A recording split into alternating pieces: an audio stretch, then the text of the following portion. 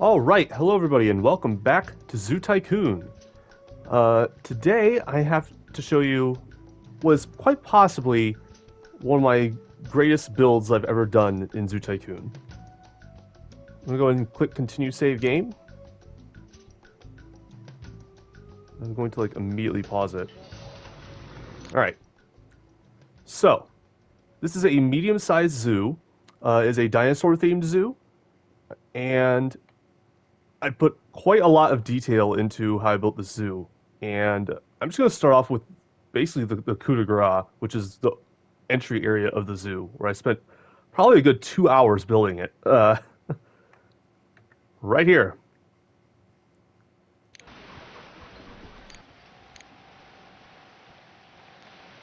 I mean, there's just so much going on in here. So basically what I went ahead and did is I wanted to go ahead and put fountains in a giant hole in the ground, basically. um, and then I used a whole bunch of modded flowers and fountains and stuff going around the edges. And I have these little rainforest fences along the inner ring, benches for people to sit on. I went ahead and used these modded walls to kind of hide a lot of the dirt that's on the side of these stairwells. On the outer ring is where I have my shops and stalls at, and then there's more flowers out there, leading out to the upper ring, which goes around the whole thing. It is absolutely insane. It took me forever to finally get this to look right. Just building the hole itself was actually not that hard. It was everything else around it that was a massive pain, but I got it. I eventually had to put some stalls around the outside area as well because people around here were still hungry and thirsty like crazy. And in a way, they kind of still are. But when you're dealing with 1,300 guests, 88 thirsty and 45 hungry is not really that bad.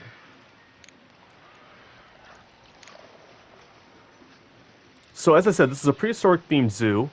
And so I'm going to pause here because the animals are going to be giving birth like crazy, and I don't want the zoo to get run into total hell while I'm recording this, because this might take a little bit. So I'm just going to be periodically pausing just to kind of buy me some time. So I'm going to go ahead and start off with just some of the first exhibits I built, which were these ones here on the sides. So this is an animal called Macrocenia. They don't really need a whole lot of space or anything like that. What's the suitability? 99, so pretty good. Pretty good suitability. And so I just kept a really basic exhibit, nothing too special there. And I mirrored it, exact same type of exhibit right here on the other side with the giant ground sloths. Their suitability is at 93. It's not nearly as high, but I think they need a little more space to really be able to maximize things like the foliage and rocks that would really help bring up the suitability. But it still does okay. Now, the next couple exhibits I built were up here.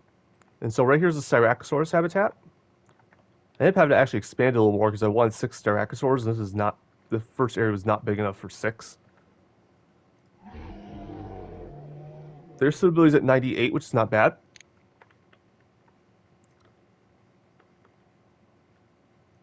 And it's viewable from right here and right over here. So guests have multiple viewpoints that they can go ahead and look in the exhibit without the Styracosaurus feeling crowded. Can even be seen over here. The next spot I built was the Gallimimus Habitat over here. Suitability of 96. It could be a little bit higher, I suppose. In fact, I could probably make it a little higher if I put in a little more foliage right now. But, whatever. They've been going for 7 years. They're fine. Well, actually, no, not 7 years. I spent probably a good 2 hours building that center area where I probably ran through about a good year's worth of time. I mean, there were several times where I was building it when it was paused, but there were other times I was building when it was playing. Probably ran through a good year there, so this has probably been 6 years, but still. But yeah, they can be viewed from multiple viewpoints as well. I really like this central kind of pathway that I have here. So I went ahead and built a double path, but I split it with a median. I have just this one little crossing point here where the path kind of widens out a little more. Because here it goes along the edges of the fences, and here there's little gardens along the sides. So basically here the median widens and it leads right up to the main shops, which are doing fantastically. Especially this restaurant. This restaurant has made $170,000 of profit since I placed it. I think that's only the second most profitable building in the park, though. You can see a lot of guests along here. This is one of the main thoroughfares along here. I probably should have made this a double wide path, but by the time I realized how busy it was going to get, it was a bit too late. No zoo is perfect. All right. So now I'm just going to kind of go through this kind of in an arc starting from over here and then going around the edge of the park that way. So, right here is actually one of our 5-star habitats. If I click on it. Yep, 5 stars. The Apatosaurs. They're the biggest animal in the park, and I went ahead and did a sunken exhibit where oh, that's not the angle. There's the angle. I sunk it into the ground, so this fence here is actually below the guest's viewing height. And then I went ahead and put in one of these custom fences that's 1 tile higher than the actual fence. So they're basically like looking out over a little tiny fence without having to see any of this electrical fence. And then in this median area, I just put in these jungle rocks. I feel like it kind of filled it in pretty well. The only problem with this zoo is this outer wall. Sometimes you can build flush right against it, and other times you can't. Like you can't build another fence right there flush against it, because sometimes that outer wall is on the inside tile, not the outside tile. That is a common problem with many types of zoos in this first game. Many of the zoos kind of were borked like that. I think there is a mod that lets you get fixed maps, I think, where they fix the outer wall tilings. But it does lead to some of these little funky 1 tile wide medians here. Suitability 88, pretty low. You have to build like a really big habitat. I mean, this is already a very monstrosity large habitat, but you have to build a very large habitat for Apatosaurs to get really high.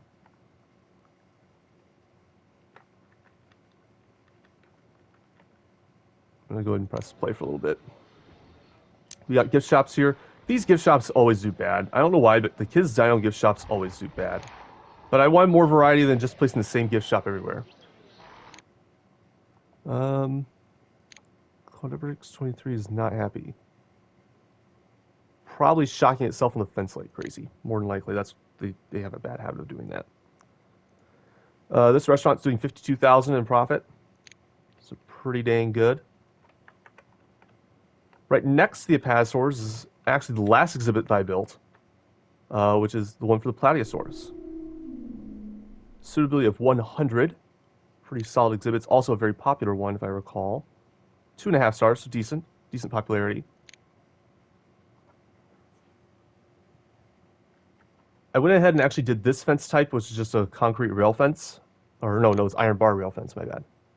Concrete and iron bar. Haha, I was right both times. It's the only exhibit to have this fence in the entire park. So I thought it was a good way to kind of make this exhibit a little bit unique. That means it can also be viewed from all around, every direction, which is pretty cool. Right next to it is the Lambeosaurus. Suitability 98. Do they have any star rating? They do not. They suck. But they can be seen from this entire wall here. The exhibit's a little bit small for these guys. Not big enough. There's a couple exhibits like that, just because I wanted to be kind of cramming a couple more animals. So not every exhibit's perfect suitability for the animals, but it's 98. They're happy. I'm happy. I'm not going to quibble about small stuff like that. We got another restaurant here. Not making nearly as much money. Everything over here is really not making as much money, except for the cinema. Cinemas always make money. But behind these buildings, I actually have a looping path going over here to some shops and stalls, which these are making some money, which is good. But along this path, you can see the Ankylosaurs. Suitability of 96. Exhibit has no stars, though. And then right here,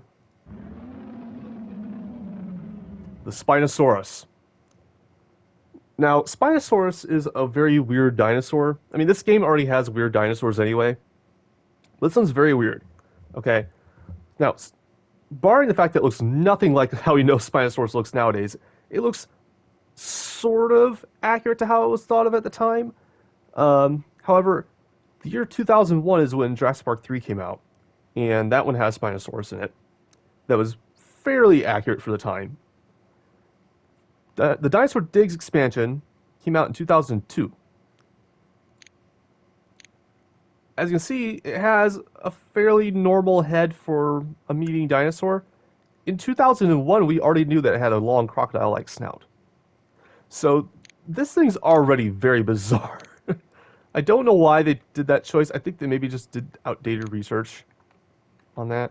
Where's my other Spinosaurus? It must be in the cave. I have 2 Spinosaurus in here. But, yeah, it's still pretty cool. Yep, there he is. So, yeah, it's still pretty cool dinosaur, though. I really like the color design on it, honestly. That kind of that pale green and then the mottled yellow on it. Anywho, moving on. Over here we have our Cantosaurus Habitat, which can only be seen from this part right here. Not big enough, but a suitability of 98, I'm okay. Right here is another one of our 5-star habitats. Pretty much guaranteed to be because it's a mixed species exhibit. We have Stegosaurus and Cantosaurus. They are all babies right now. I just realized this. They are all... Nope, that one's an adult. That one's an adult. I'm being dumb. That one's a baby. And that one's a baby. There are no adult Cantosaurs. Huh. I should have let it run a little bit longer. I'm going to let it run for a little bit. Have some noise. Right here we have a snack stand that's making some money. Bronto Burgers is making even more money because Bronto Burgers is awesome. It's the best of the food stalls. Even though it only sells burgers, it's super duper profitable. Its upkeep goes up really slow. Really slow. Probably the only one that could debatably be better is the Nemo's Sub Shop, which is in the Marine Mania expansion. Right here.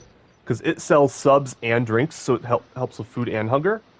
But I think its upkeep goes up a little bit faster. I've never done proper research on that, but it seems to go up a little faster. So, you know, kind of a question of economics versus taking care of people. Either way, they're still going to make a lot of money for a food stand. Right here is Coelophysis, one of the oldest dinosaurs. Suitability of 99. Too many animals, not a shelter. Okay, I think I actually have too much stuff in here. Where's the door? Right here. 1, 2, 3, 4, 5. Yeah, so I have too many animals in here. Male and female. Let's see, we have a male, a female, male, a female. Oh, I'm in the wrong filter. Female. Would like to have a mate, but it will when that hatches and grows up. That works.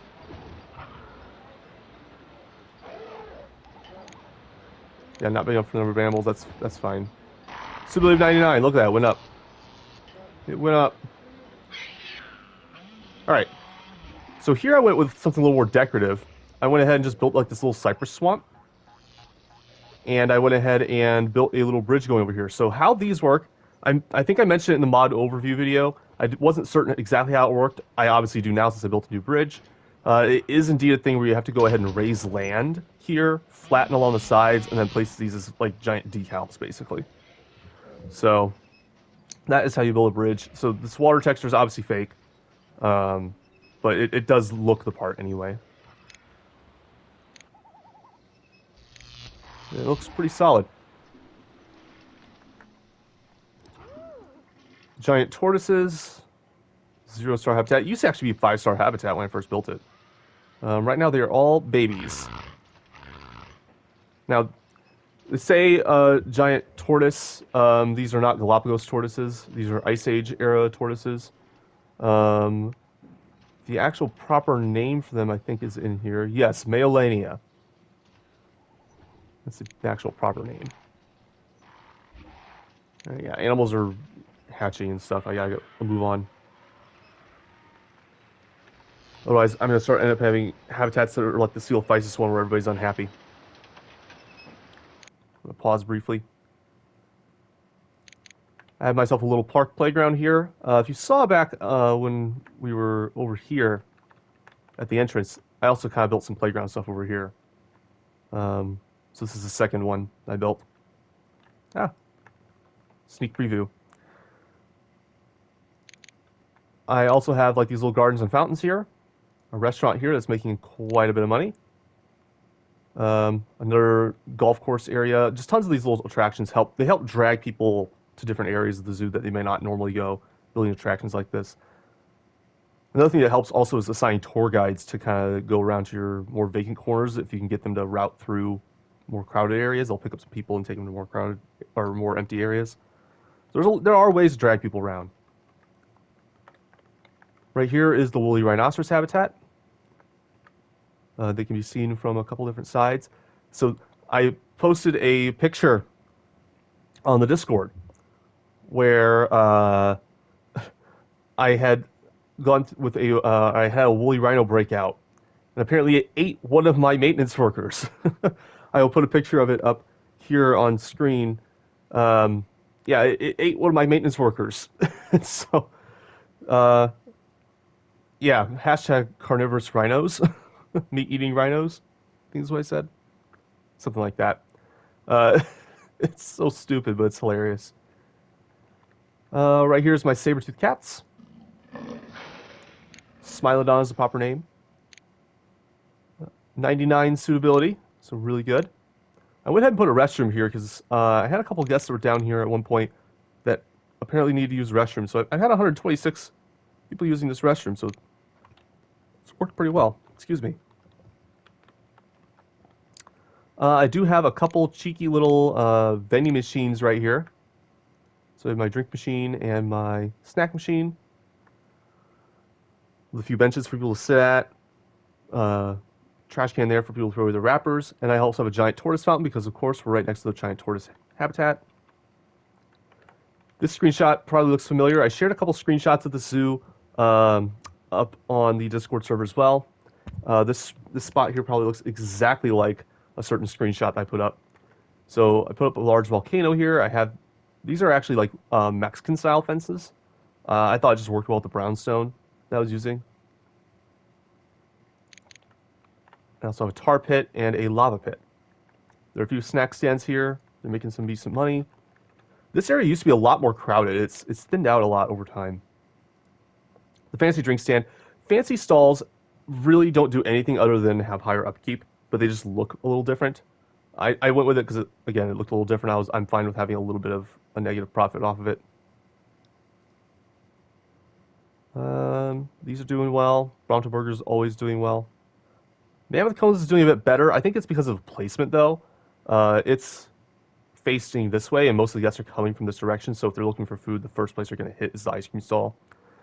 So bearing that in mind, the fact that Bronto Burger is only slightly behind in total profit, I think shows you how powerful this stall is. If these were swapped, I'm sure Bronto Burgers would be making way more than the Mammoth Cones.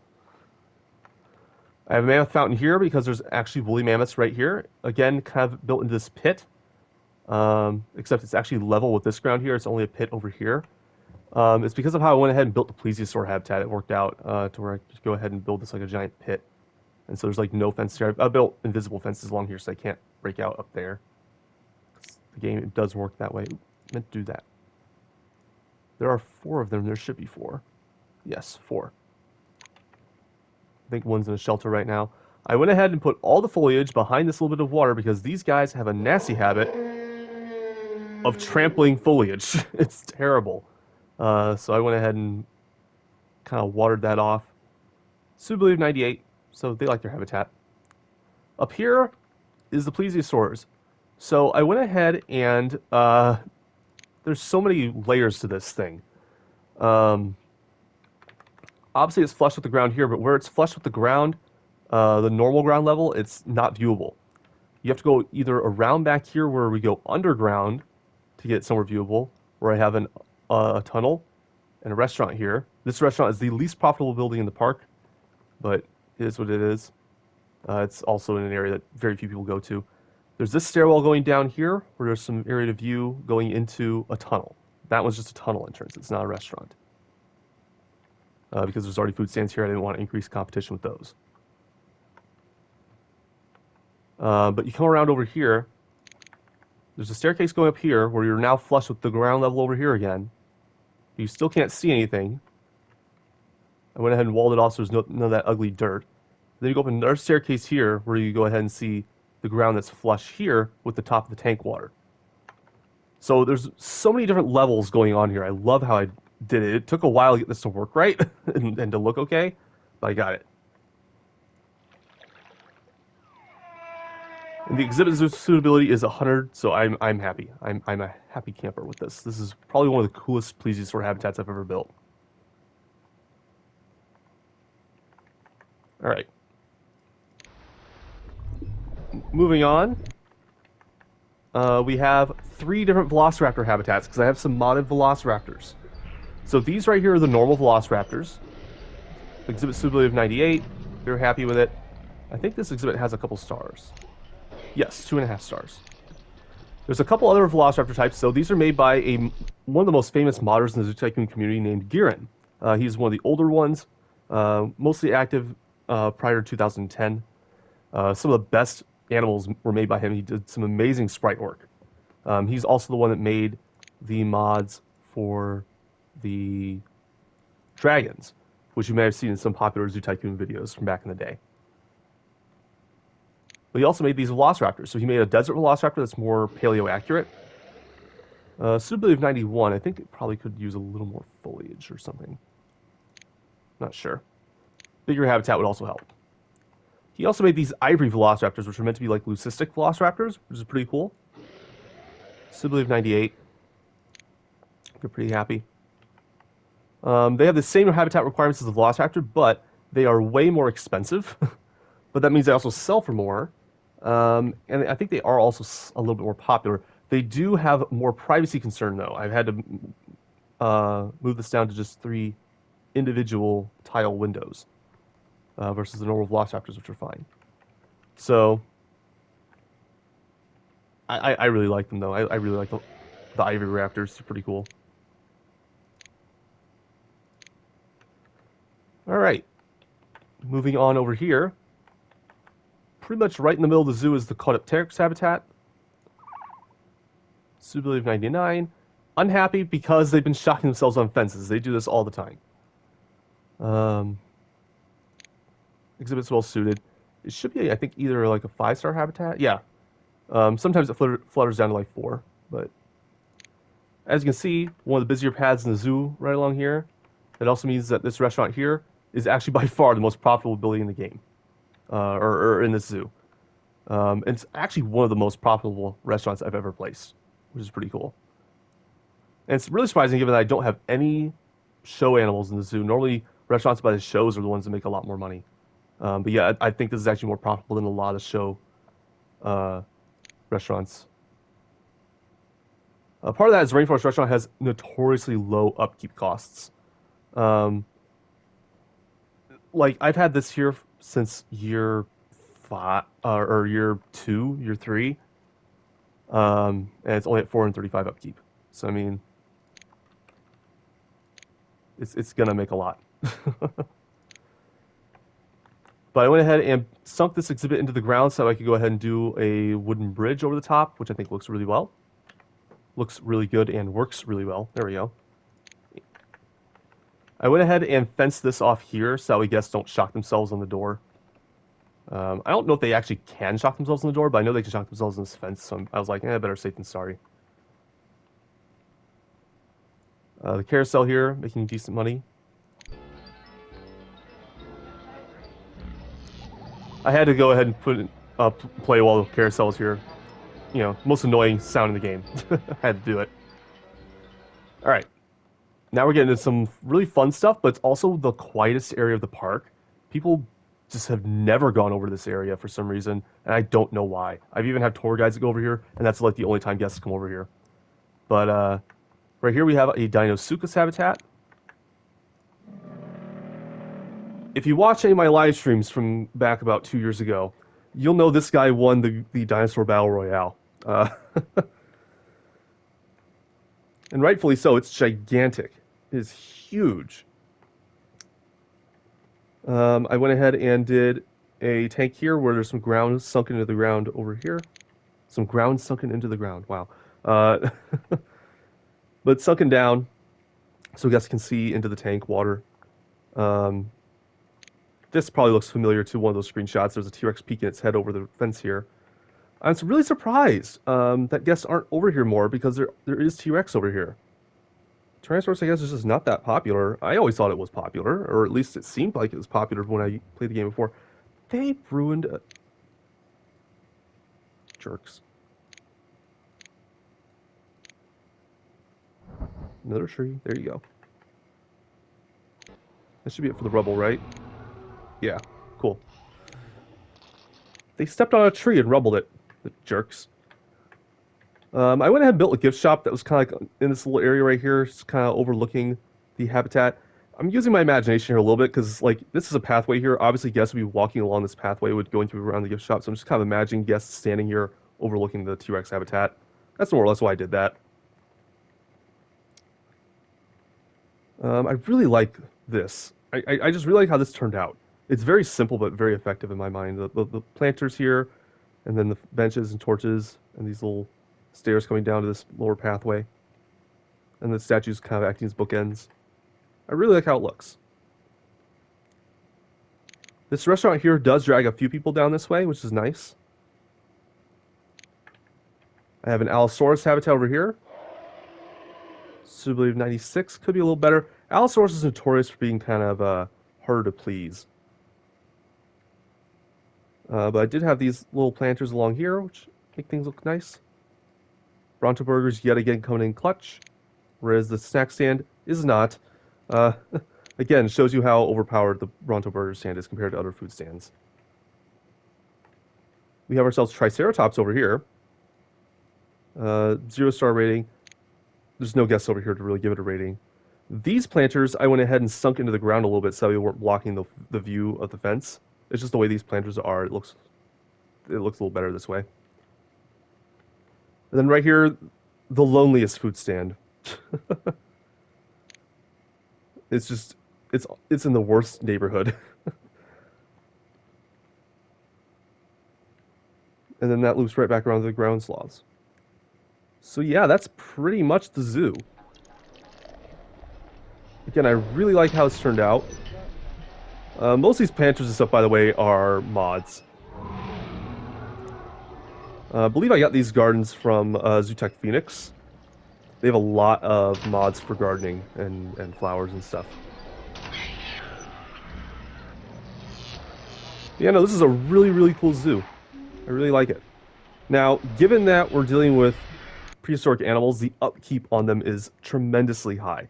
So the profit margins to this zoo are quite a lot lower.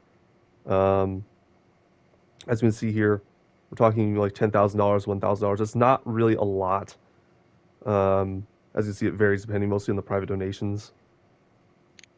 Yeah, it's not really a lot of profit being earned here. That's why I'm down to like $30,000.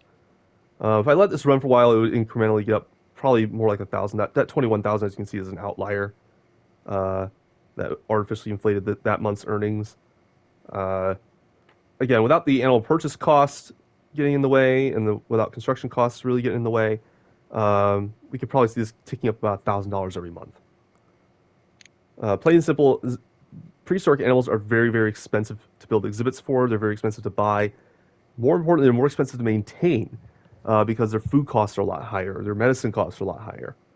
And so dinosaur zoos are notorious for not being very profitable, or at least being harder to make profitable. A lot more guests along here than there were before. Guests do kind of migrate around a little bit as they view areas of the zoo. They migrate a little bit. But this path is also one of the busier ones sometimes anyways, just because the Apatosaurus habitat is so popular. So, kind of makes sense.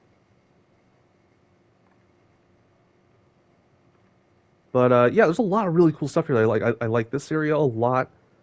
Love the Plesiosaur habitat and how that turned out. I really like this area even with the cypress swamp. Like the Apatosaur habitat. And this was a pain to build, but it came out really nice. There's just so much to the zoo that I absolutely love. I just wish this area was a little more popular. And I do have tour guides that go over here. If I go up to my top one even. No, that's a Apatosaurus plesiosaurus. Yeah, caught up Turk's Cretaceous Corral. So, oh, crud. There we go. He's right there. So he runs from here, which we've already seen is one of the most popular areas in the zoo for guests, and then goes to Cretaceous Corral, which is the Triceratops habitat. So yeah, he's grabbing people that are down here and kind of dragging them up here. And as they break off from the tour, they might go to the restaurant here or maybe over here. Kind of rare. But it does get people kind of exploring areas of the zoo that are not as popular. What would help is if I had space to go ahead and place like an attraction here, but this area is so narrow that that's just not really a possibility. That would kind of help drag some people over. But like dinosaur cinemas are huge. It just won't fit in that narrow of an area. But yeah, I really like this zoo. I like this little alcove here. That's a really cool little detail. And that means that the tour guide wants to take someone to the Spinosaurus habitat, they have to go into this little alcove, which is kind of nice. It's like a little nook in the corner here, or nook in the corner, a little nook in the wall type place. I like those little details in the zoos. But yeah. Oh, and the compost building, because dinosaurs make way more poop than any other animal. Yeah, it makes a lot of money, a lot of money. Yeah. So income, this is average. So average means monthly, basically. Um, so on average per month, it's bringing in $7,200. Months in operation, 81. So multiply that out, it comes out to about 583,000. So yeah, I don't know. I just really like the zoo and I wanted to share it with you.